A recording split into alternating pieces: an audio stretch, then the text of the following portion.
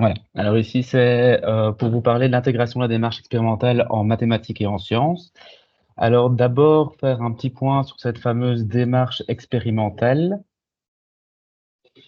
Cette démarche expérimentale qui est mise en place en sciences et aussi en recherche et développement de manière générale est communément divisée en 5 grandes étapes sur lesquelles on va déjà faire un petit point ici pour revoir et revisionner une vue d'ensemble de ces étapes. D'abord, une observation qui est réalisée et amène à des hypothèses pour réaliser une expérimentation pour mener à des résultats, à une interprétation de ces résultats, une conclusion et éventuellement revenir sur une nouvelle hypothèse en cas de nécessité. Alors, le point de départ de toute recherche expérimentale, c'est d'abord se poser une question, avoir une problématique, une incertitude scientifique, quelque chose qui bloque, une connaissance dont on n'a pas d'informations directement via le domaine, ce qu'on appelle un verrou technologique. Cette problématique, il faut d'abord formuler une question par rapport à celle-ci. C'est une question scientifique. Cette question est très importante au niveau de la formulation parce que ça va mener toute la recherche, ça va mener un petit peu toute l'interprétation et la façon dont la recherche va être menée. Ici, par exemple, dans un exemple simple, j'ai un grille-pain, j'ai mis à griller une tartine de pain, mais cette tartine de pain n'a pas été grillée. Une observation, le grille-pain ne fonctionne pas. On va se poser une question, ce grille-pain ne fonctionne pas, pourquoi il ne marche pas? Une autre question qu'on pourrait se poser ou un autre problème, c'est voici, j'ai une plante, qu'est-ce qui est nécessaire pour cette plante pour grandir, pour croître? Qu'est-ce qu'on peut mettre en place pour que cette plante ait une meilleure croissance? Deuxième chose à réaliser, c'est lire dans la littérature, regarder ce qui existe déjà, regarder les solutions externes, ce qui a déjà été réalisé, ce qui a été fait dans ce domaine, et réaliser un modèle de mon système. Alors, c'est vraiment là où on se démarque des découvertes empiriques. Les découvertes empiriques, c'est le essai-erreur. J'ai un problème, j'essaye, si ça fonctionne, tant mieux. J'ai résolu mon problème. Si ça ne fonctionne pas, donc du coup, je réessaye autre chose. Ici, c'est vraiment l'idée de se faire un modèle et de formuler des hypothèses.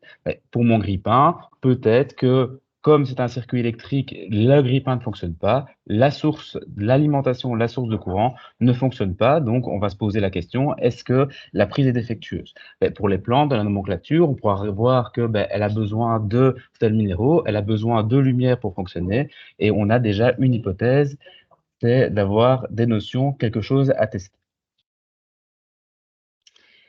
Et puis, on va lancer les expérimentations. Elle n'a pas lancer les expérimentations de façon quelconque. On va d'abord mettre en place un protocole qui va dire le matériel qui va être utilisé, les paramètres qui vont être mis en place, c'est savoir les différentes démarches à réaliser. Pourquoi ce protocole? C'est pouvoir réitérer l'expérience en cas de besoin, vérifier là où il y aurait éventuellement des problématiques, pouvoir recommencer les expériences ou que d'autres personnes puissent recommencer ces expériences. Donc, c'est pas juste expérimenter, c'est d'abord mettre en place un protocole, venir vraiment délimiter ce qu'on va réaliser pour pouvoir recommencer par après au besoin. Ici, on va voir si on peut pas rebrancher le grille-pain sur une autre prise. Est-ce qu'il va marcher? Est-ce qu'il va pas marcher? Et on va tester ce grille-pain. Pour l'exemple par rapport à ma plante, on peut tester de mettre de la plante dans de l'eau déminéralisée et dans de l'eau avec des sels nutritifs. On peut, à ce moment-là, si on veut aller jusque-là, des sels minéraux, on peut tester différents dosages de sels minéraux. Même chose, on peut tester au niveau de la plante, on va le mettre dans le noir et avec différentes intensités et longueurs de luminosité pour voir qu'est-ce qui va se passer. Après, on va noter simplement les résultats. Alors, on va pas directement interpréter le résultat, il faut vraiment marquer et voir qu'est-ce qu'on a mis sans interprétation au début, que ça fonctionne, que ça ne fonctionne pas, c'est déjà un résultat, même si ça ne fonctionne pas. Ça veut dire qu'on a quelque chose qui ne fonctionne pas dans notre protocole ou que notre hypothèse était erronée, mais il faut noter ça correctement. Et puis enfin, on va analyser. Alors, il peut être intéressant également de réaliser de nouveau l'expérience pour voir si cette expérience et les premiers résultats sont probants et vérifier que de façon répétitive, on arrive au même résultat. Pour le grille-pain, si ça fonctionne sur l'autre prise, tester sur une autre prise, ou éventuellement, si ça ne fonctionne pas sur une deuxième prise, tester sur une troisième prise. Après, on analyse les résultats, on arrive à une conclusion. Même principe au niveau de la fleur. Si les sels minéraux, ça fonctionne, voir quelle quantité et dans quelle proportion ça fonctionne. Même chose pour la lumière. Se dire, voilà, le grille-pain, L'hypothèse a été confirmée si le pain est grillé à la fin. On peut revenir du coup sur une nouvelle question et réitérer la démarche expérimentale. Mais qu'est-ce qui fait que la prise ne fonctionne pas? Pourquoi cette prise ne fonctionne pas? Ou alors, d'un autre côté, se dire, ben, en fait, le pain n'est toujours pas grillé. Ça veut dire que notre hypothèse de départ est réfutée. Et donc, du coup, ben, il faut revenir sur la partie hypothèse, déterminer de nouvelles hypothèses et recommencer la démarche expérimentale. Alors, bah, c'est bien ici, c'est une démarche expérimentale qu'on utilise dans la vie scientifique d'une façon générale, mais c'est aussi une démarche qu'on peut utiliser en classe, c'est une démarche qu'on peut mettre en place avec les élèves pour vraiment se questionner et pouvoir expérimenter avec les élèves. Alors, cette démarche, on peut la nommer sous la forme de démarche sémentielle. L'idée, c'est de pouvoir réaliser des projets transversaux. Transversaux, ça veut dire qu'on va non seulement voir une matière, mais on peut regarder dans d'autres matières, dans d'autres chapitres ou même dans d'autres cours. Ben, c'est typique que dans les cours de physique, les élèves sont complètement perdus dès qu'on va commencer à faire une transformation d'unité, dès qu'on va commencer à parler de graphique, de logarithme, quand on fait le pH, parce que les élèves ne font pas toujours le lien entre les différents cours. Alors derrière STEM, c'est pas un grand mot qu'il faut vraiment avoir peur, hein. C'est des mots qu'on en connaît dans tous les jours, c'est des sciences et mathématiques, mais les deux cours qu'on a nommés déjà, mais aussi la technologie et l'engineering.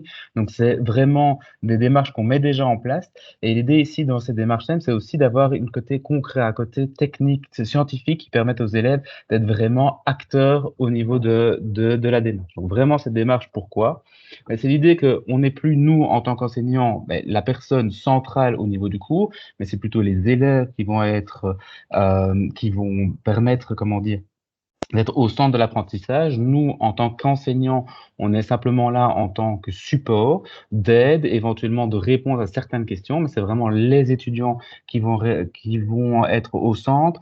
Alors, ce qui permet aussi aux étudiants d'être parfois plus marqués au niveau des cours, parce que c'est clair qu'un cours ex-cathédra, on va donner la matière, on va simplement donner des informations aux élèves. Parfois, ils vont décrocher. C'est vrai que 50 minutes, ou même 2 fois 50 minutes, ça peut être assez rébarbatif pour les élèves. Par contre, s'ils sont au centre de l'activité, s'ils commencent à se poser des questions, se dire, à porter un intérêt, revenir en questionnement par rapport à tout ce qui est réalisé, ben, ils seront plus marqués par la matière et ils auront tendance à mieux accrocher au niveau de la matière.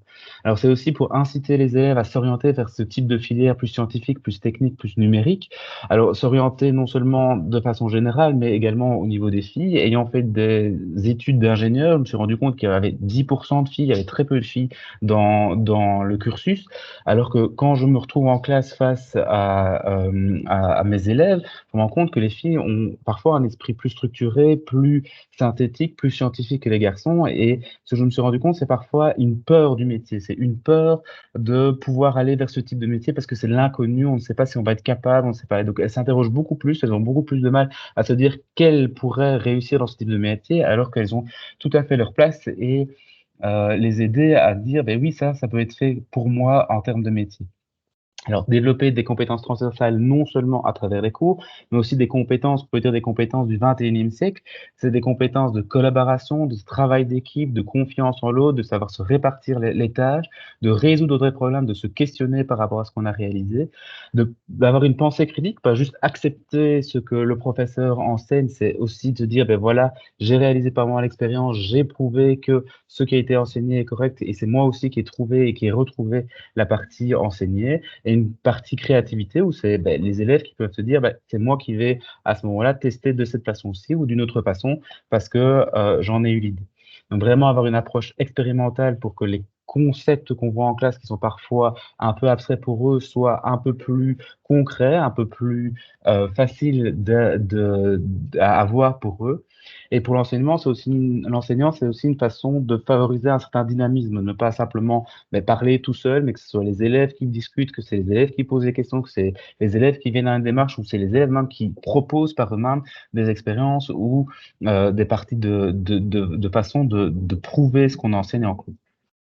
Alors comme ici le projet Stémentiel nous propose toute une série de ressources en termes d'activités qui peuvent être mis en place au niveau des classes. Alors c'est pas juste des ressources données comme ça, c'est des ressources qui sont en lien avec le référentiel. Donc il y a toujours un lien à mettre au niveau du cours. C'est après avoir fait la ressource, ils ont appris quelque chose, ils ont revu quelque chose, ils ont vu clairement ce à quoi ça fait référence. Alors ici, un exemple concret au niveau des activités proposées au niveau de la qualité de l'eau.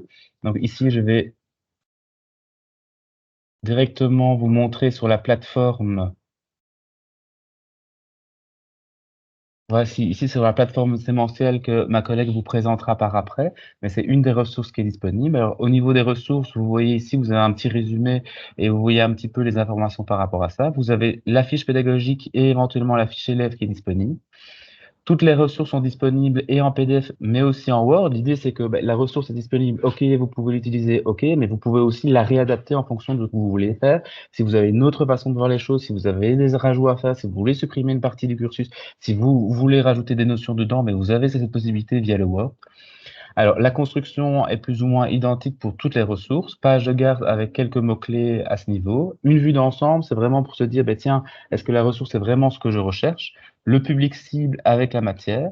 Une durée approximative au niveau de la réalisation de la séquence. Alors l'idée, c'est pas faire des séquences qui durent 10 périodes, parce qu'on sait bien qu'en secondaire et aussi en supérieur, on n'a pas toujours 10 périodes consécutives à réaliser. On a toujours des cours de 50 minutes, voire 2 fois 50 minutes pour réaliser les expérimentations et ce qu'on a à faire. Un petit résumé, les objectifs d'apprentissage. Et alors ici, tout le matériel qui est nécessaire pour les ressources. Alors l'idée, c'est qu'il n'y ait pas toujours du matériel qui soit inadapté ou alors qui soit dur à trouver. Ben, ici, l'idée, c'est de prendre des échantillons d'eau, des échantillons de la vie quotidienne. Donc, on peut demander aux élèves de venir avec des bouteilles d'eau, avec des jus, avec des détergents, de venir avec un peu le matériel qui est à leur disposition. Et puis, tous les métiers qui peuvent être en lien avec les séquences. Alors, c'est pas mal aussi pour se dire que ben voilà, les élèves sont en secondaire supérieur. C'est le moment où ils se questionnent, surtout en 5 sixième, et tiens, qu'est-ce que je peux faire plus tard, vers où je vais, ou même en quatrième, vers quelle filière je veux me mettre. Et tiens, j'ai apprécié cette séquence. Je me dis, ben, quel métier pourrait me correspondre par rapport à ça, vers où je peux aller voir ben, pour aller plus loin dans cette démarche. Et ils ont la liste de métiers qui sont en lien par rapport à la séquence. Et puis le déroulé de l'activité, ben, ici l'activité en tant que telle, c'était pouvoir déterminer la qualité d'eau, d'abord avec une approche du pH sur différents liquides du quotidien. À chaque fois, ben, ils ont la possibilité de discuter, de conclure par rapport à la partie pour voir un petit peu qu'est-ce qu'ils ont appris au niveau du système. Ici, ben, la salinité de l'eau, c'était l'idée de faire une comparaison et un rapport, une corrélation entre la salinité et la conductivité de l'eau. Ça leur permet de, un, ben, de vérifier les calculs de concentration, mais aussi via le graphique qu'ils vont devoir réaliser, de se rendre compte que ça donne une droite, pouvoir faire l'équation d'une droite, de revenir sur l'équation sur vue en mathématiques d'une droite en quatrième, et puis de pouvoir le mettre en place et se dire, ben, tiens, ok, c'est quoi la corrélation, c'est quoi le lien qu'il y a entre la conductivité et la salinité, etc. Donc c'est vraiment toute une démarche qui est mise en place et qui peut être en place. Alors l'idée aussi, c'est de se laisser euh, libre cours à l'adaptation. Mais par exemple ici, on vous propose une partie où il y a un test avec de l'eau du robinet et de l'eau du robinet filtrée avec une carte Jupyter. Et si vous n'avez pas à disposition des filtres, si vous n'avez pas à disposition tout le matériel, mais cette partie-là, vous n'êtes pas obligé de la faire. Donc c'est vraiment à vous réadapter. Vous avez d'autres filtres ou d'autres façons de voir les choses. Vous pouvez vraiment venir voir un petit peu ce qu'il y a à mettre en place. À la fin, vous avez quelques annexes d'explications pour les élèves s'ils veulent aller plus loin au niveau de la matière. Et enfin, et surtout, je dirais, les liens avec les référentiels. Donc, à chaque fois, est donné en fonction du référentiel, en fonction des cours de techniques de qualification professionnelle, générale, les différents points d'accroche qu'il y a dans le référentiel, que ce soit en mathématiques, en sciences, en chimie, en fonction des séquences de cours qui sont mis à, enfin, aussi, ben, sciences de base avec la différenciation entre, pour la science, pardon, sciences de base et sciences générales d'un point de vue général. Alors, je reviens sur ma présentation. Alors, ben, cette séquence, on l'a mis en place avec les élèves. C'est une collègue qui l'a mis en place avec les élèves. Donc, l'idée ici, c'est vraiment, ben, ils avaient à disposition les différents produits à tester. Ils ont commencé à échantillonner. Ben, première réflexion qu'ils se sont dit, ben voilà, nous avons plusieurs échantillons d'eau. Ben, qu'est-ce qu'on va faire pour pouvoir les reconnaître? Parce que ben, autant du lait, du jus, je peux le reconnaître. Ben, là, la démarche a été, ben oui, il faut qu'on puisse les différencier et de façon que ce soit de l'eau ou du lait, c'est de noter qu'est-ce qu'on a mis dans chacun des récipients, dans chacun des déchets par rapport à ça. Et puis, Ça a été alors le matériel, soit il peut être donné et spécifié aux élèves, soit il peut simplement être donné aux élèves de façon, globale et que ce soit les élèves qui se disent: «Beh, maintenant je cherche à faire ça, quel matériel je peux utiliser pour réaliser cette mesure-là?» Donc c'est aussi une démarche qu'ils peuvent réaliser par eux-mêmes. C'est pas simplement: «Beh, voilà, le pH-mètre, on l'utilise avec ça». C'était à eux à décider: «Beh, tiens, quel matériel à utiliser?» Alors aussi des GSM qui sont sur le côté pour éviter qu'ils trichent ou qu'ils aillent dessus. Alors parfois, peut-être quelques explications nécessaires au niveau du matériel, s'ils n'ont pas le temps de lire, les modes d'emploi ou s'ils veulent un peu plus des explications au niveau du professeur. Donc c'est là où nous, on apporte notre aide, même si on n'est pas au centre de l'activité, on peut aider les élèves à répondre à leurs questions. Et puis, beh, la partie en tant que telle où ils ont commencé à analyser, à vérifier, à regarder ce qui est derrière les différentes bouteilles d'eau. Alors après, beh, la partie mesure en tant que telle, où ici, ils ont utilisé le conductimètre et le pH-mètre pour prendre les notes.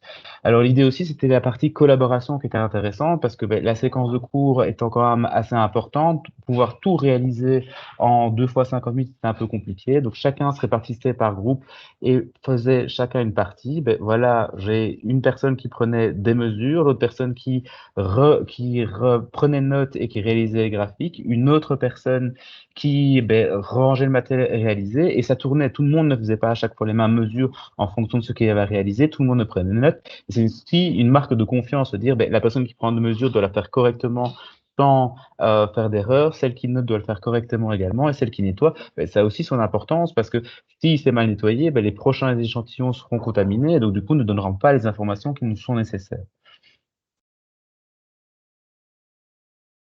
Alors, c'est aussi toute une partie de questionnement qu'il y avait par rapport à ça. Alors ici, c'était quelque chose que j'ai remarqué d'assez intéressant au niveau des élèves.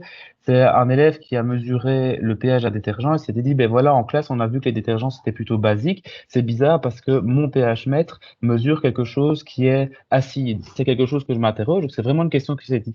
Et par erreur, ça fait la démarche: ben voilà, mon pH mètre, je ne sais pas s'il fonctionne correctement. Qu'est-ce que je peux mettre en place pour voir, ben, faire autrement, prendre la mesure autrement? Beh, à ce moment-là, elle a vu qu'elle avait à disposition aussi des languettes pH. Elle s'est dit: «Beh, on va tester avec langage pH, de nouveau un pH acide» et ça, beh, la réflexion s'est dit: «Beh, je peux regarder ce qu'il y a dans une bouteille d'eau, je peux regarder la composition de l'eau, mais je peux regarder aussi la composition des sels minéraux dans l'eau». C'est, regarder derrière l'étiquette du détergent. Elle s'est rendu compte que le détergent était un détergent détartrant, donc fait avec de l'acide citrique. Elle s'est dit: «Beh, oui, si c'est fait à partir de l'acide citrique, c'est logique que je passe sur, un pH acide». Ça, c'est une réflexion qui a été réalisée par les étudiants sans pour autant qu'on soit derrière pour, leur expliquer quoi que ce soit. Alors après, c'est aussi ce qui est intéressant de la partie de discussion avec les élèves, voir, beh, les mesures qu'ils ont prises, ceux qui sont sortis, qu'est-ce qu'ils ont pu apprendre, qu'est-ce qu'ils ont su comprendre à travers, la séquence, voir, beh, chaque groupe différent, qu'est-ce qu'ils ont appris différent, comment ils peuvent leur expliquer à leurs camarades. Alors, ce qui est intéressant aussi, c'est de se dire, beh, c'est le genre de démarche où ils se sont rendus compte, beh, en fait, ils ont l'habitude de boire de l'eau. Ici, beh, ils étaient tout fous parce que et ce n'est que de l'eau, ils pouvaient goûter l'eau, pouvoir tester, beh, tiens, est-ce qu'on peut comparer la salinité de l'eau rien qu'en la goûtant? Qu'est-ce qu'on peut comparer par rapport à ça? Et la démarche de aussi, beh, de l'eau, oui, mais les eaux ne sont pas les mêmes. Et qu'est-ce qui nous les prouve? Beh, à ce moment-là, c'est pouvoir lire les étiquettes, c'est pour voir ce qu'il y a. Et c'est quelque chose d'assez intéressant, tout comme, beh, cette démarche de lecture d'étiquettes pour l'eau a été réalisé beh, de même pour le détergent à lire après la composition pour se rendre compte, beh, oui, c'est logique que le pH est acide, beh, c'est d'eux mêmes qu'ils ont commencé à apprendre, beh, oui, OK, on utilise des choses de la vie de tous les jours, mais on peut aller plus loin, on peut aller regarder d'où ça vient, on peut aller regarder comment de quoi ça a été composé, comment ça a été réalisé. Alors, le projet STEMancel, en bref, beh, ce sont des activités STEM qui sont clés en main, chaque fois adaptées au référentiel avec les liens qui vous sont proposés, d'une durée, beh, relativement courte, dans 1 à 4 périodes. Alors, comme vous pouvez la réadapter comme vous le souhaitez, beh, ces activités peuvent être diminuées en termes, de durée si ça vous paraît trop long, disponible sur le site stementiel.be. Si jamais vous réalisez l'activité et vous documentez l'activité avec les élèves via des photos, des vidéos, un petit retour, beh, nous, on s'engage à faire venir chez vous un scientifique, dans votre classe, un scientifique, un professionnel principalement liées à l'activité pour qu'ils puissent présenter une filière STEM. Alors c'est quelque chose d'assez intéressant parce que l'année passée, pour une autre occasion, j'ai su faire venir des glaciologues à mon école et des élèves. Et c'est parfois des métiers qui sont très peu concrets pour les élèves ou complètement inconnus, ou rien que par l'explication du métier, par la motivation des professionnels, par la façon, le parcours, de comment ils en sont arrivés là, peuvent motiver. J'ai 2 élèves qui sont tombés amoureux du métier et qui maintenant ne rêvent que de devenir glaciologue et d'aller dans ces filières-là, alors qu'il y a 2 ans, elles ne connaissaient même pas le métier, elles ne savaient même pas que ça existait dans la vie. Donc c'est parfois juste en pouvant présenter ces scientifiques en classe, de pouvoir montrer concrètement, tiens, qu'est-ce qu'ils font réellement, qu'est-ce que c'est d'être scientifique, qu'est-ce que c'est d'être professionnel dans le milieu STEM, c'est ça qui va motiver et inciter les élèves à aller dans ce type de filière. Et tout se retrouve sur le site stementiel.be. Donc le parcours en images, appropriation des ressources, réalisation de la ressource en classe avec un petit retour et une rencontre avec les professionnels STEM. Je ne sais pas si Adèle, tu veux faire un petit tour du site internet. On peut peut-être faire ça, effectivement. Donc là, tu mettais en avant les différentes ressources, je vais les remontrer, qui sont disponibles pour le secondaire supérieur. Donc ici, on s'est focalisé sur la qualité de l'eau, mais on en a d'autres à vous montrer. Donc je vais partager mon écran Tu tout de partages ça va. suite. Ok. Ouais. Écran. Ah. Donc voilà le site web. Ici, donc, c'est la page d'accueil sur laquelle vous allez arriver. Donc, comme on vous le disait, c'est www.stementiel, donc le nom du projet.be. C'est vrai que Tommy mettait en avant l'aspect, le questionnement autour du terme projet qui peut faire parfois un petit peu peur. Moi, j'aime bien utiliser parcours parce qu'en fait, il y a différentes étapes ici qui sont mises en avant. Et donc ce parcours, il vous propose 2 choses. D'abord, la mise en place des ressources, dont Erwan vous a parlé, qui sont disponibles sur notre site. Donc avec les 3 thématiques, qui sont les suivantes, donc le spatial, le développement durable et le digital. Bien que parfois ça se croise un petit peu au travers des activités. Donc à l'heure actuelle, on a 6 ressources qui sont disponibles pour le secondaire supérieur. Donc ici, on s'est focalisé sur une ressource pour le cours de sciences. Pourquoi pas ici se tourner vers le programme Scratch pour apprendre les probabilités et les tirages aléatoires dans votre cours de maths. Donc, comme Erwan vous le montrait, si vous cliquez simplement sur les différents onglets de la ressource, vous tomberez sur les fichiers Drive, donc qui sont disponibles en Word et en PDF. On essaye toujours de vous mettre à disposition aussi les liens vers d'autres types de ressources, donc ici vers le programme Scratch pour que vous ayez l'ensemble des ressources nécessaires pour mettre en place l'activité. Et outre ces ressources, la deuxième étape justement de ce petit parcours, c'est de nous faire un retour sur cette activité que vous aurez réalisée. Donc, ce qu'on entend par retour, c'est de documenter un petit peu ce qui a été réalisé en classe. On aime bien que les élèves soient mobilisés dans cette étape et qu'ils puissent, pourquoi pas, eux-mêmes rédiger, prendre des photos, filmer l'activité qu'ils ont réalisée pour pouvoir nous montrer un petit peu ce que vous avez fait avec votre classe.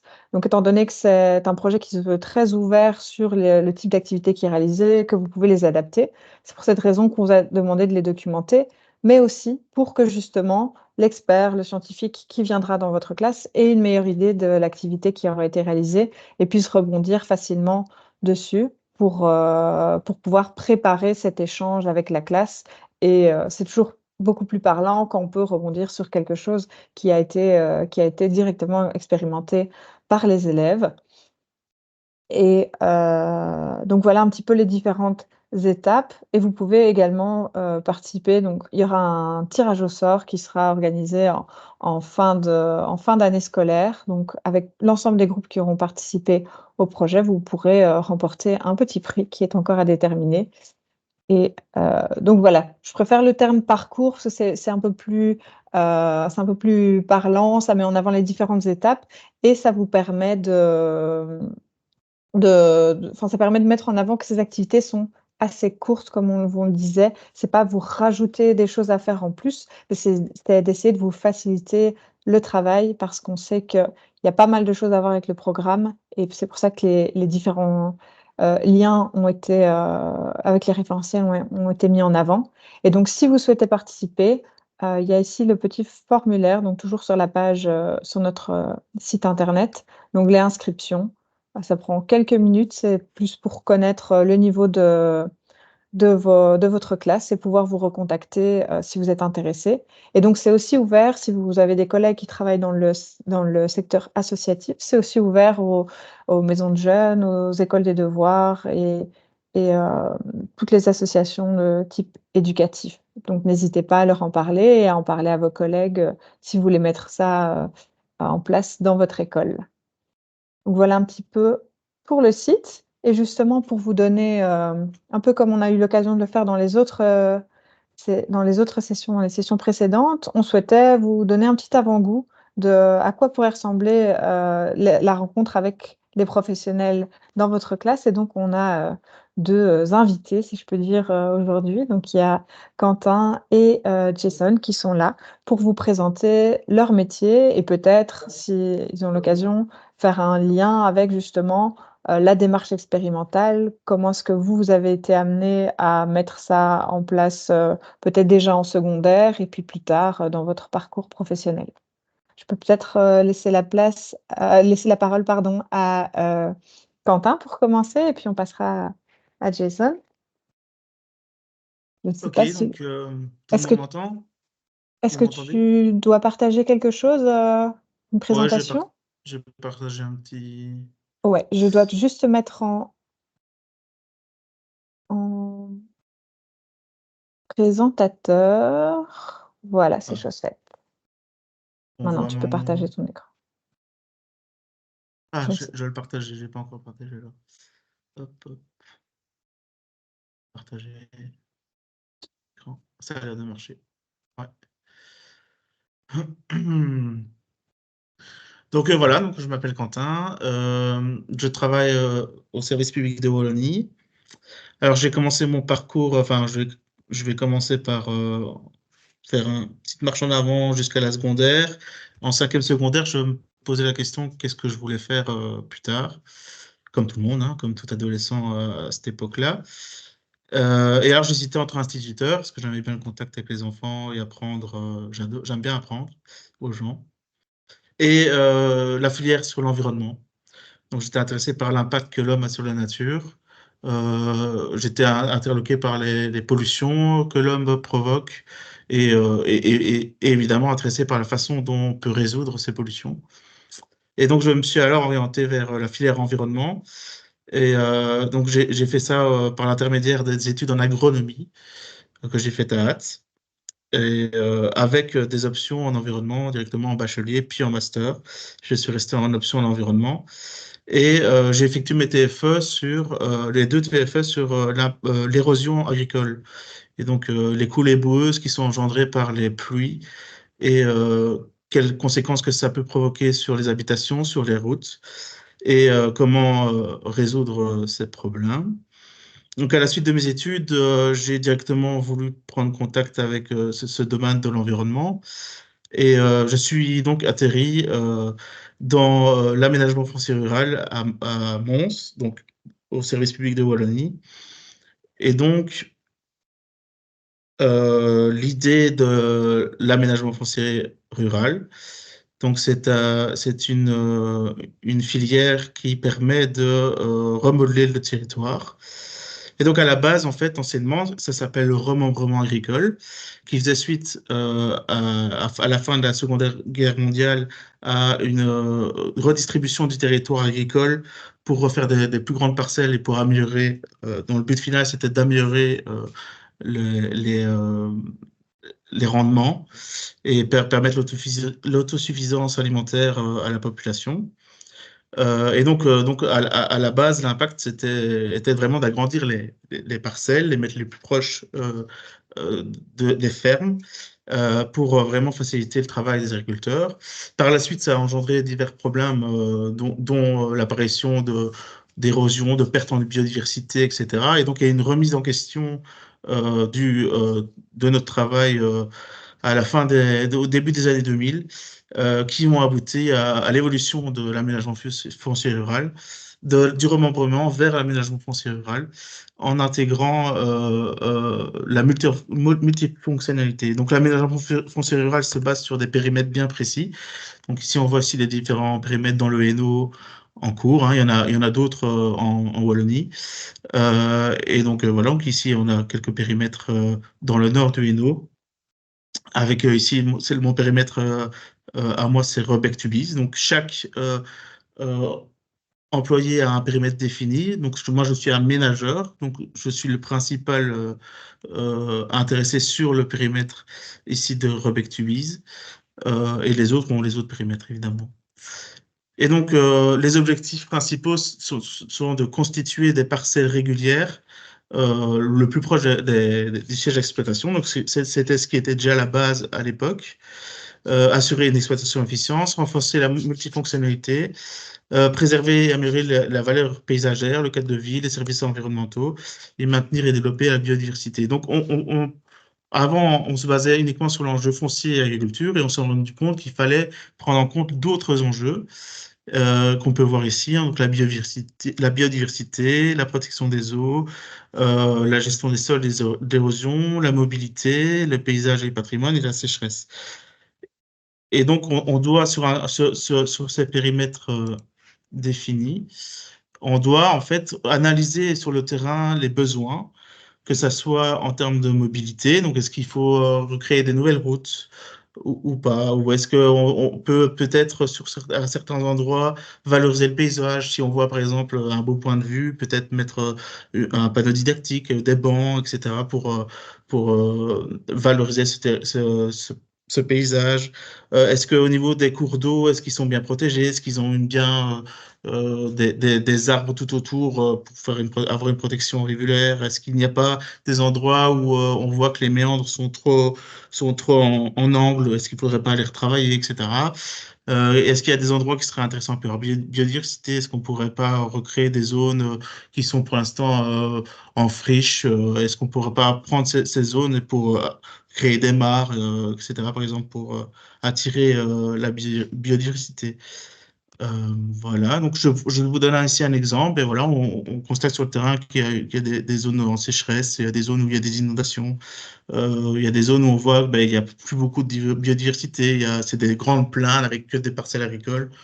Et c'est pas très intéressant au niveau de la biodiversité. Il y a des zones où on voit beaucoup d'érosion. Donc voilà, et donc en analysant sur le terrain, ben, on peut voir qu'on peut recréer des routes, on peut voir qu'est-ce qu'on pourrait mettre pour lutter contre les inondations. Ben, on peut mettre une zone d'immersion temporaire, donc c'est un bassin d'orage végétalisé. On peut ben, créer des mares, mettre des haies, etc., etc. Tout ça pour finalement remodeler le paysage dans un périmètre défini dans lequel on peut finalement, on travaille finalement, je me base sur les parcelles agricoles dans un périmètre défini, je les gomme toutes et je retrace dans un logiciel toutes les parcelles comme je le veux, en fonction évidemment avec différentes règles, hein. On ne peut pas faire ce qu'on veut non plus, hein. Si un agriculteur a 10 hectares, on ne peut pas lui en enlever 5. On prend les 10 hectares, on voit si on ne peut pas les remettre ailleurs, s'il y a besoin. Ou on essaie aussi d'acheter parfois des terres aussi pour avoir une manne foncière qui nous permette de faire différents aménagements. Et donc, c'est toute une réflexion de base qui doit se faire sur le terrain en réfléchissant pour les différents cas. Qu'est-ce qu'on peut faire pour améliorer le territoire? Donc ici, je vous ai mis quelques aménagements qui ont été effectués. Donc effectivement, ce qu'on voit le plus facilement, c'est tous les travaux qui sont effectués par la suite. Donc ici, on voit sur Enghien la création d'un chemin de promenade. Euh, Ici, ben, sur Enghien, toujours un agrandissement d'une réserve naturelle avec la protection du cours d'eau. La création de ZIT, hein, donc ça c'est un outil phare qu'on a créé. C'est la création de zones d'immersion temporaire, avec son pendant qu'on est occupé de créer, ça s'appelle des zones de gestion de l'eau, pour lutter contre la sécheresse. Donc, c'est en fait des grandes sites sur lesquels on pourrait prélever de l'eau en période sèche. Les agriculteurs pourraient prélever de l'eau pour leur culture. Donc, ça, c'est une autre site. Ici, la création d'une mare, toujours à Anguin. Ici, la création d'une ZIT à Rumbreno, une grande ZIT où l'intérêt était aussi pas uniquement la gestion des inondations, mais aussi un caractère didactique en créant des panneaux, en invitant les écoles à venir voir, en mettant ici un chemin dans l'eau, en faisant un parcours pour les piétons dans la ZIT et l'apparition de la biodiversité. Donc, c'est une zone d'immersion temporaire qui est très, très prisée par les ornithologues parce qu'il y a énormément d'oiseaux qui viennent nicher dans cette zone d'immersion temporaire. Donc, ici, une autre à Bassili. Alors, ici, aussi, on effectue en effet aussi des plantations, des arbres et de haies. Ici, il y a une autre site au niveau d'Anguin, les pas du géant. Voilà. Et ici, il y a un parcours didactique qui a été effectué à Rêve, dans lequel en fait, on invite les écoles primaires. C'était dans l'objectif de faire découvrir l'agriculture et le rôle de l'agriculture pour les jeunes et voir quels sont les impacts positifs de l'agriculture sur la biodiversité. Voilà, l'aménagement du site de Rêve. Donc ici, c'est l'élargissement du domaine public pour la création d'un cordon rivulaire autour de la rivière à Busnal. Voilà, voilà. Et donc, dans le cadre des STEM, je vais arrêter ma présentation. Mais je trouve qu'il y a des choses qui pourraient se faire. Par exemple, je parlais des OGE, donc les zones de gestion de l'eau qu'on est occupé d'analyser. On est occupé de créer des OGE donc, pour lutter contre la sécheresse. Ben, dans ce cadre, on est en réflexion en se disant, ben, tiens, l'eau qui va être utilisée par pour l'agriculteur, pour quelle utilisation elle va se faire? Est-ce qu'elle est de bonne qualité? Est-ce qu'elle pourrait peut-être changer de qualité en fonction du temps? S'il y a par exemple il y a une inondation avec beaucoup de lessivage dans les sols et qu'il y a beaucoup d'eau lessivée avec des pesticides qui pourraient arriver dans la zauge, mais finalement, est-ce que l'eau pourrait être encore utilisée? Et donc, on est dans la réflexion de, ben, très bien, on peut créer cette zone de gestion de l'eau, mais est-ce qu'on va pouvoir utiliser cette eau ou pas? Et donc, ben, dans ce cadre-là, peut-être, pourquoi pas analyser cette eau, voir si elle est potable, si elle peut être utilisée pour abreuver les animaux, ou est-ce qu'elle peut être utilisée pour irriguer les champs ou pas. Et donc, ça pourrait être intéressant. Voilà. Super, merci beaucoup. Est-ce que peut-être les participants ont certaines questions par rapport à différentes interventions avant de continuer avec la présentation de Jason? Moi, je voulais juste dire, parce qu'il y a peu de retours, je trouvais cette présentation mais super intéressante. Là, je suis en France, dans le Pas-de-Calais, où il y a eu des remembrements, des disputes de village parce qu'on Ouais. prenait chez l'un et on redonnait à l'autre et enfin voilà. Dans les réunions de village, on sent bien les tensions, qui ont lieu et pour le moment, ils sont, très, très victimes, des inondations, hein. Ils viennent Ouais. encore, d'en avoir une, hein. Ils sont à la 3e en 3 mois. Et donc, voilà, est-ce qu'au niveau prévention des inondations, tu es déjà arrivé à faire quelque chose dans ton boulot? Alors, ben, en rencontrant les agriculteurs, on essaie de les sensibiliser, évidemment. Parce que dans le cadre des périmètres, ben, on va rencontrer tous les agriculteurs d'un périmètre. Donc ici, dans mon périmètre, j'en ai 80. Ben, je vais les voir un à un. Et je vais repérer en amont les problèmes d'érosion ou d'inondation qu'il peut y avoir en contactant la commune, enfin les communes, en contactant, il y a une cellule dans la région Wallonne, la cellule GISER, qui s'occupe de tout ce qui est inondation, et aussi des permis d'urbanisme qui sont effectués et qui pourrait poser problème pour les inondations. Donc, pour éviter en fait qu'on construise des maisons dans des zones qui peuvent être inondées. Et donc, avec eux, je vois un peu toutes les zones et je répertorie des points noirs sur le périmètre. Et quand je vais voir les agriculteurs concernés, bien évidemment, je les sensibilise et je leur explique que bon, ils ont un impact sur les habitants en aval. Hein. C'est souvent quand il y a des habitants que ça pose problème. Hein. Si c'est des routes, ben, ça coûte à la commune, mais bon, voilà, c'est moins problématique que si c'est des habitations. Et donc, on essaie de les sensibiliser dans ce cadre-là. Alors, on pourrait encore faire plus, évidemment. Et c'est vers ça qu'on va. Hein. On va essayer de faire plus de réunions avec l'ensemble des concernés dans un périmètre pour leur sensibiliser aux différents enjeux qu'ils ont sur le territoire et à l'impact qu'ils peuvent avoir aussi. Parce que finalement, les agriculteurs, c'est sur certains villages, c'est beaucoup de surface. Et ils peuvent vraiment jouer énormément sur plein d'aspects du territoire. Donc, on va vers un mieux. Avant, on était beaucoup moins dans la concertation que maintenant, en tout cas. Est-ce que tu utilises des images satellitaires dans ton boulot? Oui, ouais. On utilise les Wallon Map et on récolte les orthophotoplans qu'on utilise dans nos logiciels. Donc, on utilise un logiciel connu, c'est ArcGIS. Et un logiciel moins connu, c'est Geos, qui est un logiciel qui est créé juste pour nous, qui nous permet en fait de faire des calculs de surface parce qu'on doit. Enfin, on touche au foncier, donc ça doit être précis. Et c'est beaucoup d'argent parfois, donc il faut que ça soit précis. Donc voilà, donc oui, on utilise beaucoup les outils cartographiques. Ce qui m'intéresse dans ce métier, c'est qu'on touche à tout. On voit les gens, on voit des gens. Je vois les agents communaux, je vois tous les acteurs d'un territoire, des propriétaires aussi, des exploitants. Et c'est aussi beaucoup du social d'un côté. Parce que parfois, ben, on va chez un agriculteur, il va nous parler de trucs qui n'ont rien à voir avec notre métier, mais on l'écoute, on essaie de comprendre sa situation et voilà. Ok, super. Mais dans un des programmes qu'on gère à la Scientothèque, on gère des programmes pédagogiques autour des images satellitaires.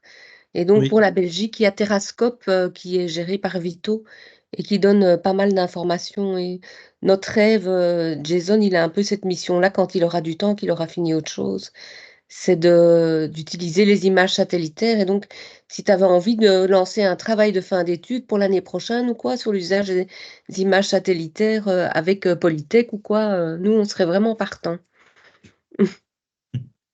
Parce que ça Ok. prend beaucoup de temps, c'est un truc même Ouais, ouais. complexe à dégrossir, quoi. Donc, il faudrait trouver une main-d'œuvre abordable pour dégrossir ton problème, quoi. Parce que, enfin, c'est un gros boulot. Je pense que c'est vraiment un gros boulot. Mhm. Voilà, voilà. Ben, merci. Et donc, plein de questions et de concertation dans le métier que Quentin nous a présenté. Et donc, ça pourrait faire l'objet d'un échange avec Oui, vos pourquoi pas. classes. Donc, si vous êtes intéressé, n'hésitez pas à nous revenir dans ce sens pour organiser une rencontre directement entre Quentin et votre classe. C'est tout à fait possible. Et donc, on passe peut-être à Jason. Est-ce que vous m'entendez bien? Oui. Est-ce que tu peux me donner les droits pour partager Voilà. En attendant, je me présente. Donc, moi, c'est Jason Toscano. Je suis fraîchement diplômé ingénieur physicien. Je me suis intéressé plutôt au nucléaire et aux applications médicales. Et donc, moi, ce qui m'a amené à faire ce genre d'études, c'est le fait que depuis tout petit, je suis intéressé par la compréhension du monde de manière générale. Donc, c'est un intérêt qui date depuis très longtemps. Ce n'est pas spécialement l'école, malheureusement, qui m'y a aidé, parce que ce n'était pas toujours à l'école très dynamique, très intéressant. Ça manquait de concret. Mais heureusement, ma conviction était suffisamment forte pour que je puisse continuer dans cette voie. Et donc pour l'instant, je suis en train de faire une agrégation. Mais pour aujourd'hui, je vais faire je vais essayer de vous expliquer un petit peu quels sont les intérêts des réacteurs nucléaires dans une perspective de méthodologie scientifique. Tu nous as partagé ton écran? Je vais le faire, justement. Ah, ok, je pensais. Voilà. Voilà. Ça marche. Ça marche. Parfait. Alors, donc, pour commencer un petit peu, j'aimerais simplement vous donner un peu de contexte. Si vous ne le savez pas, en Belgique, on a Doel et Tihange, qui sont en fait des réacteurs qui sont très communs dans le monde. C'est des réacteurs qu'on dit être à eau pressurisée. Et on peut le voir parce que, comme sur cette image, on a un premier circuit orange, jaune orangeâtre et un deuxième circuit en bleu. Et, Par contre, attends, tu dois te mettre en mode présentation. Parce que là, en fait, la dia principale qu'on voit, c'est toujours ta première. Ça, c'est pas mis, ok. Bizarre. Je pense que c'est le bouton au-dessus à gauche qui est lire à partir du début. Ah, ça, c'est pas mis, ok. J'essaie. Voilà, ça y est, c'est bon. C'est ok. Et là, vous le voyez toujours? Oui, c'est bien maintenant. Ok. Donc, comme je disais, il y a deux circuits, et c'est à ça principalement, et évidemment à d'autres éléments qu'on le reconnaît. Dans le reste du monde, il y a d'autres réacteurs qui existent, comme celui que je suis en train de montrer. Je ne sais pas si ça s'affiche là. Vous pouvez me confirmer? On est resté sur la première des deux dias. Ah là On là. voit ta slide numéro 2. Oui, ça y est, c'est bon. Ça va être embêtant si je dois à chaque fois quitter le mode présentation. Bon, je vais le montrer comme ça alors, parce que je ne sais pas qu'est-ce qui se passe. C'est ok maintenant. Bon, alors le réacteur ici que je vous montre, c'est un réacteur à eau bouillante. On le voit parce qu'il n'y a qu'un seul circuit et l'eau à l'intérieur du réacteur peut bouillir. Donc c'est pour ça qu'on l'appelle ainsi. Maintenant, comme vous le savez tous, en Belgique et en Allemagne, on est en train de changer de perspective par rapport à ça. On veut arrêter les grands réacteurs. Et donc, au niveau de la politique belge, on a décidé en Belgique de plutôt miser sur les SMR. Les SMR qui sont donc des petits réacteurs modulaires.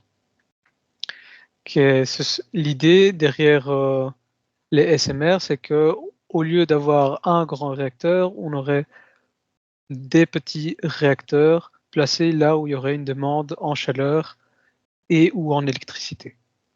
Et l'investissement qui a été fait, consenti au niveau belge, c'est seulement 100 millions. Par comparaison, sachez que les réacteurs normaux, c'est plusieurs milliards. Donc, clairement, ce n'est pas beaucoup. Au niveau international, on a toutes sortes de projets différents. Par exemple, NuScale ici est un réacteur américain à eau pressurisée.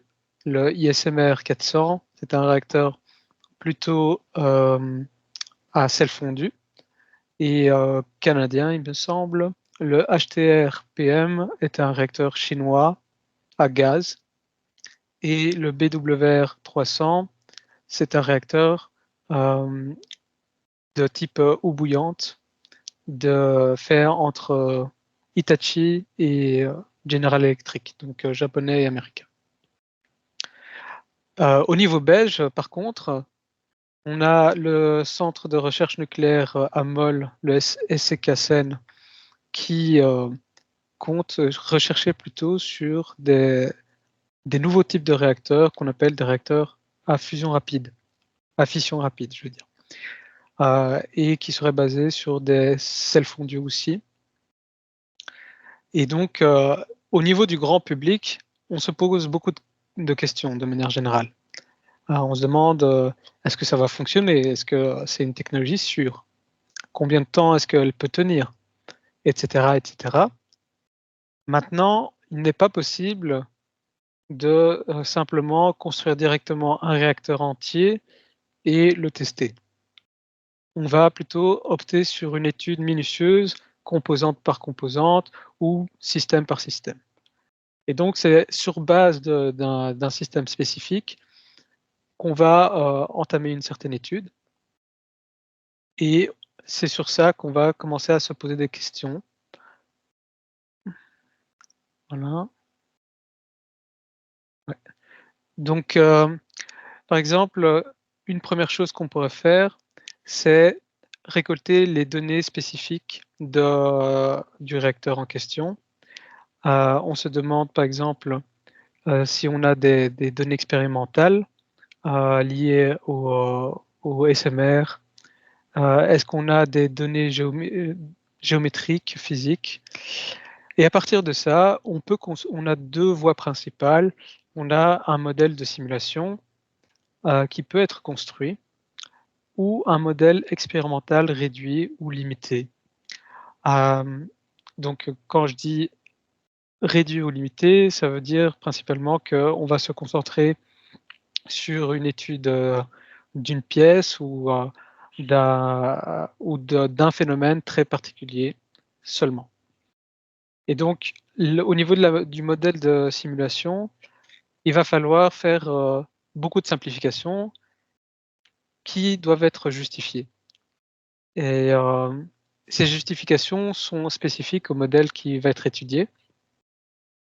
Et seulement après, on entame une étude ce qu'on appellera dynamique. C'est-à-dire qu'on essaye de voir ce qui se passe quand le réacteur fonctionne normalement. Et on regarde les résultats. Si ces résultats correspondent à ce qui est physiquement attendu, alors on considère que le modèle fonctionne bien. Si au niveau du modèle expérimental, ça correspond à ce qui a été étudié théoriquement, alors on considère aussi que le modèle expérimental est réussi et qu'il nous permet de justement justifier la théorie qui a été construite derrière. Et donc, à partir de cette fondation, c'est-à-dire à partir d'un modèle qui a été en quelque sorte avalisé et de un ou plusieurs modèles expérimentaux qui ont été validés, on peut commencer à étudier d'autres phénomènes. Par exemple, on peut se demander s'il y a, qu'est-ce qui se passerait s'il y a des conditions un peu plus graves comme ce qu'on a pu connaître, par exemple, à Fukushima, parce qu'au niveau du public, on ne veut pas que des choses pareilles puissent se reproduire. Donc, c'est seulement à la suite de toute cette procédure qu'à la fin, on peut faire une comparaison entre les modèles numériques et les modèles expérimentaux. Par exemple, à la fin, on peut éventuellement construire un modèle réduit un peu plus complexe qui reprend différents systèmes, différents composants, pour étudier ensuite à nouveau de la même façon le comportement de l'ensemble du système. Et donc, c'est une méthodologie qui existe, qui est fort en vogue, c'est l'idée du digital twin, par exemple, donc c'est-à-dire du jumeau digital. C'est comme il n'est pas toujours possible de construire un réacteur entier, en tout cas pas les grands, parce que ça coûte des milliards. Si c'est pour tester, ça vaut vraiment pas la peine. Donc on préfère plutôt aller vers des modèles numériques. Et donc c'est un peu à l'image de Iron Man, enfin dans le film Iron Man, où on voit qu'il construit son armure avec des hologrammes et tout ça. Et l'hologramme représente finalement le modèle numérique qui va ensuite tout simplement construire tel quel. Évidemment, dans la réalité, ce n'est pas aussi simple. Il y a quelques étapes entre les deux. Mais c'est un petit peu ce qui est fait dans le domaine nucléaire. Donc, on a vu ici qu'il y avait effectivement l'étape d'hypothèse, il y a une étape d'expérimentation numérique et une expérimentation plus classique. Puis il y a des résultats qu'on vérifie, qu'on compare, et s'il le faut, en fonction des résultats, s'ils sont probants ou pas, on revient en arrière et on teste autre chose. Voilà. Super, merci beaucoup. Est-ce que vous avez des questions peut-être? Ou est-ce que vous souhaitez intervenir de manière plus globale? Est-ce que vous, en tant qu'enseignant, vous avez des petites anecdotes ou des choses à nous partager concernant cette démarche expérimentale ou le projet que vous auriez mis en place en classe?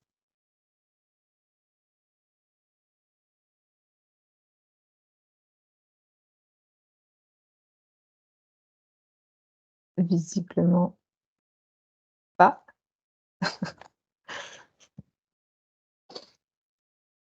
Mais en tout cas, à nouveau, voilà un petit peu les profils de scientifiques que vous pourriez être amenés à rencontrer dans votre classe. Donc, si le parcours et le travail de Jason et de Quentin vous intéresse, n'hésitez pas à nous le faire savoir. On a également plein d'autres candidats, enfin volontaires en tout cas, pour venir dans vos classes. Donc ça, c'est vraiment l'idée du projet aussi, c'est de pouvoir faire des ponts avec les différentes activités que vous aurez réalisées. Et si vous avez besoin de matériel, d'un accompagnement pour mettre en place ces ressources en classe, un soutien en tout cas de la part de notre équipe pour répondre à toutes vos questions, n'hésitez pas. Et je ne sais pas si Erwan, tu avais autre chose à rajouter par rapport à ta présentation? Non, pas particulièrement. Parce que je t'ai interrompu après, mais je ne sais pas s'il y avait encore d'autres choses. Ok. Est-ce qu'on pourrait avoir un peu des retours là? Il y a Emmanuel Larue qui, je pense, est resté aux trois exposés. S'il y en a parmi vous qui avez l'intention de mettre une des ressources en place en classe. Oui, bonjour. En fait, j'ai Bonjour. assisté aux deux dernières. Ouais. En fait, ma position, c'est que on a ouvert une filiale 3e TT informatique et je suis en train de repenser mon cours de physique et de chimie, notamment en physique surtout, on aborde l'électronique. Et notamment, j'ai aussi des laboratoires de physique en 5e, 6e. Et donc, je suis en train de refondre un petit peu mon approche expérimentale, on va dire. Et donc, tout ce qui est Steam. Je suis déjà en train de travailler avec les cartes Arduino et Microbyte, que je viens de découvrir en fait. Il y a quelques jours, j'ai acheté une carte. J'ai découvert qu'il y avait une boussole dessus. C'était assez amusant de faire un petit programme facile. Donc, je confirme que Microbyte est assez simple à prendre en charge pour des gens qui n'ont jamais programmé. Par contre, j'espère pouvoir faire évoluer mes élèves. Et ça, c'est encore une grosse discussion pendant la direction. Savoir si je peux mélanger mes élèves de TT informatique, qui sont des sciences de base, entre guillemets, enfin, pour le programme scientifique, et les élèves de sciences générales. Je sais pas, je suis en train d'essayer de faire potentiellement des séances, mais à double équipe, une équipe plus informatique, une équipe plus scientifique, qui puissent travailler ensemble et les faire s'habituer à travailler dans des contextes différents avec des personnes qui n'ont pas les mêmes connaissances qu'eux, au niveau scientifique et informatique, réciproquement. Bon, je sais pas, je suis en train de mettre ça en place et il y a plein de choses dedans. Il faut juste que je mette ça sur papier et que je mette ça en route. Et je vais commencer dès ce lundi avec les sciences générales et commencer déjà à les introduire à tout ce qui est expérimentation en physique à partir de capteurs. Donc j'espère un jour arriver un peu plus loin quand même. Voilà. Alors pour information, donc le projet stémentiel, c'est la façon entre guillemets simple de prendre le projet en main. puisque là, c'est une manip, une approche, une carte Arduino. Mais autrement, on a tous les projets de l'Agence spatiale européenne. Alors, il y a Thierry Présent qui est là, qui lui, par exemple, est en train de faire du CANSAT pour le moment avec les 5e, 6e, J'ai vu ça. euh, et ainsi de suite. Et donc, vous pouvez vraiment prendre contact avec nous. Nous, enfin, pour tout vous dire, on a abandonné les cartes Arduino parce que c'est du langage de programmation C et que quand ils vont rentrer à l'université, ils vont passer sur du Python. Donc, c'est pas en termes, donc c'est pas du tout une réflexion en termes scientifiques ou techniques pour laquelle on a changé. C'est plus une question au niveau pédagogique, on préfère les préparer à ce qu'ils auront à l'UNIF ou en école supérieure. Mais ce qu'il y a, c'est qu'à Arduino, on sait travailler avec Scratch, enfin le langage par bloc, via Tinkercad. C'est la même chose que Oui. MakeCode ou MakerCode, je ne sais plus maintenant le nom. Oui, mais donc, alors pour ça, il y a STM Microélectronique qui va nous offrir des cartes ST. On va en recevoir 75. Et là, c'est du MakeCode et du Python. Et donc, si jamais ça vous intéresse, les cartes qu'on va recevoir, si on en a demandé autant, l'objectif c'était d'en prêter. Et là, l'interface est assez simple aussi, hein. Donc, il y a une interface qui est très très simple sur ces cartes-là. Oui, et je leur rajoute une couche sur les STM32. Il y a également la possibilité de simulation comme l'offre Tinkercad circuit. Donc, on peut simuler en fait son circuit électronique pour faire son programme avant. Donc, il y a une similitude de ce point de vue-là. Mais il y a un peu plus, on va dire, c'est un tout petit peu plus intuitif, en fait, je pense, en premier abord, en tout cas pour des enseignants qui auraient pas forcément l'habitude de ce genre d'interface ou de manipulation. Et si vous voulez partir sur ces cartes-là, en fait, on fait partie d'un projet européen qui a lancé beaucoup de projets avec ça. Et donc là, on peut vous envoyer tout à fait toutes les ressources pédagogiques qui travaillent avec les cartes STM32. Et ils nous ont promis 75 cartes pour cet été, quoi. Là, il m'a dit, voilà, maintenant, c'est parti, vous allez les recevoir. Et donc, si vous en voulez apprêter et faire des essais, vous êtes le bienvenu. Je vais réfléchir certainement, oui, parce que c'est un budget, puis c'est pas toujours facile d'acheter des cartes à bon marché, je veux dire, à part aller sur Internet, mais alors à ce moment-là, les commandes deviennent compliquées parce qu'il faut un compte en Belgique, enfin bon, ça c'est des détails, c'est pas toujours évident au niveau pratique d'acheter des cartes. Non, mais je suis assez intéressé, puis bon, il n'y a pas que l'approche informatique. J'aimerais aussi monter une chambre à brouillard, enfin ce genre de choses un peu plus, allez, plus technique, plus physique, on va dire. Bon, voilà, c'est un gros chantier à faire, mais c'est vrai que un peu d'aide, ça ferait assez bien de bien pour avancer. Et votre école se trouve où? Je suis à l'IPVS de Tubize. Ben, en tout cas, c'est super intéressant aussi d'avoir votre témoignage par rapport à votre réalité de classe, parce qu'on voit que vous avez tous des projets pédagogiques qui sont assez différents et pour lesquels on est ravis de pouvoir contribuer, même à petite échelle. Donc, n'hésitez pas si on peut le faire, en tout cas.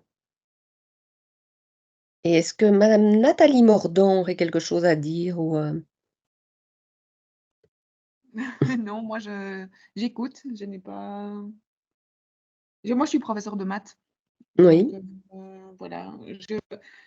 Je me demandais en fait comment intégrer les ressources qui sont disponibles dans le cadre du cours de maths, parce qu'à part celle sur les probabilités, les autres sont vraiment plus orientées scientifiques. Oui. Voilà. Donc, ça, c'était un peu la question que je me posais pour l'instant.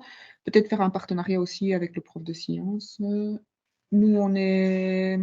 donc, je suis à l'ITP, Cours Saint-Étienne.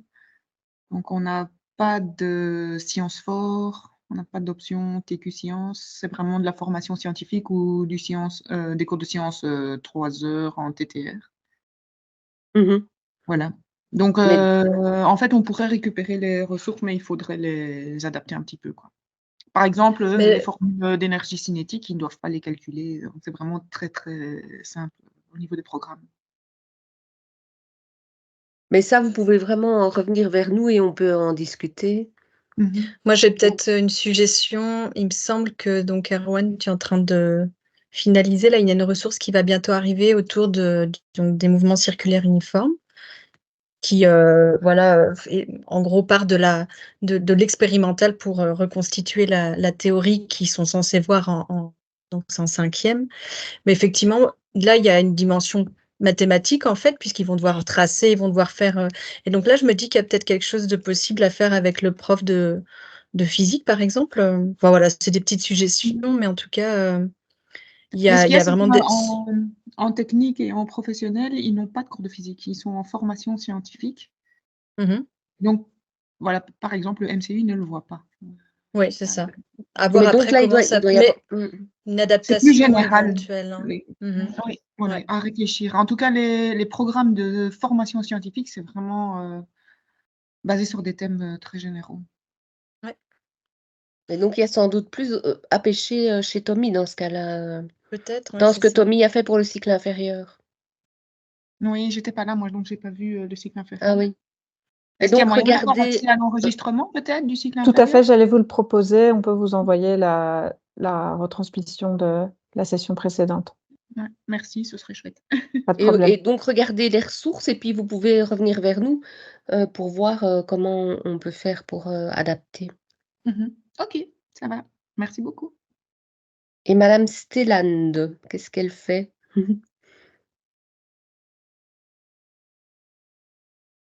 Parfois, il y a des personnes soit timides, soit qui sont plus là.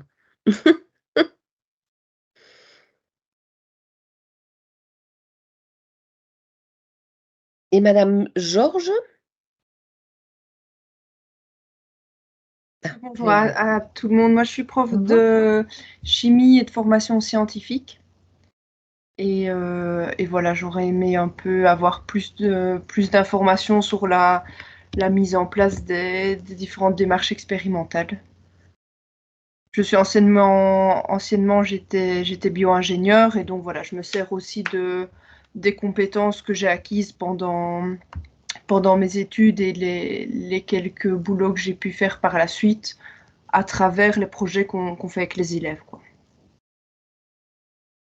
Et là, vous êtes dans quelle école? Et sur quelles années? Saint-Hubert à Gembloux. Et les élèves ont quel âge? On est en cycle supérieur, là.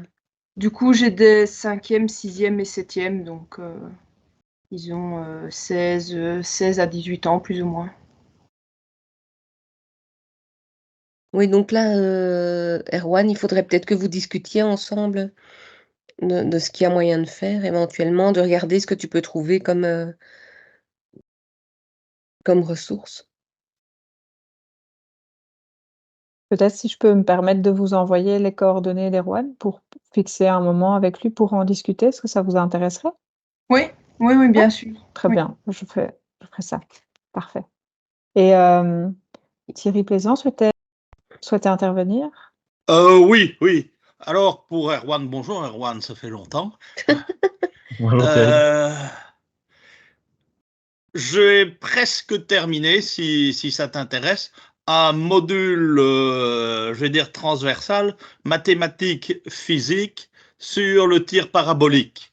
Enfin, je dis même mathématiques, physique et même un peu informatique, puisqu'on y a ajouté de l'Excel. Et donc, ça montre aux élèves que ce qu'ils apprennent, malheureusement, le programme est ainsi fait qu'en général, on voit les paraboles en 4e et que le tir parabolique, c'est plutôt au niveau 5e, en physique. Mais bon, c'est une approche, je pense on l'a essayé avec une collègue de mathématiques, Madame Van Brabant, une approche un peu, allez, spéciale de la parabole et du tir parabolique. Déjà, on n'écrit pas les équations comme on les écrit en physique, où on écrit par exemple, vous connaissez x0 plus v0t plus ou moins at carré sur 2, mais on l'écrit dans l'autre sens pour l'écrire comme l'équation d'une parabole. Jamais compris pourquoi en maths on fait ax carré plus bx plus c et qu'en physique on l'écrit dans l'autre sens. Et bon, si ça t'intéresse, Erwan, je dirais que tout est quasi clé en main. Oui, je suis preneur. Super. Donc, Top, tous ceux qui ont d'accord. des choses à partager et qui, on est vraiment hyper preneurs, hein. Le principe de base pour nous, c'est vraiment partager avec les enseignants, quoi. Donc, on est hyper preneurs de ce que vous pouvez nous proposer. On l'a d'abord essayé, parce que le mercredi après-midi, je fais des remédiations avec mes élèves. On l'a d'abord essayé en binôme avec ma collègue de maths en remédiation. Et comme on a vu que ça donnait de bons résultats, ben, maintenant on l'applique, elle, en quatrième à son cours, où elle empiète un peu sur le cours de cinquième de physique, et moi en physique, où je reviens sur des notions de quatrième. Super. Oui, il y a des choses comme ça où il y a parfois des décalages dans l'enseignement, où les vecteurs en maths sont pas du tout vus en même temps que les forces, ce qui est vraiment tellement dommage, quoi. Oui, Donc, je ne sais pas d'où vient cette ce décalage horaire, je vais dire, parce que si mes souvenirs sont bons, avant les changements de programme qui ont eu lieu en 2017, c'était synchro. oui, bon, ça, enfin, moi, j'étais dans un peu dans le secret des dieux quand ça a été écrit. Et je sais que les profs de physique ont essayé de contacter les inspections de maths et qu'il y a eu une dispute et qu'ils ne sont pas arrivés à se mettre d'accord. Tout va très bien. Bon, là-dessus. Et il y a encore AF, donc on ne sait pas, je ne sais pas si AF peut s'identifier. On ne voit pas de petit micro qui se. Certaines personnes aussi m'avaient indiqué qu'ils suivraient ça d'une oreille, mais qu'ils étaient Mhm. soit en déplacement ou autre, donc c'est peut-être lié à ça aussi, je ne sais pas. Ok, mais en tout cas, c'était intéressant de vous entendre. Je suis contente de vous avoir entendu parce que vous nous avez écoutés, mais c'est intéressant de pouvoir vous entendre. Tout à fait. Super. On peut peut-être vous libérer là-dessus. Et si Mhm. vous avez d'autres questions même par la suite, n'hésitez pas, comme on l'a dit, on l'a redit, mais on est vraiment ouvert à d'autres échanges avec vous et à d'autres types d'accompagnement. Donc, n'hésitez pas à nous contacter.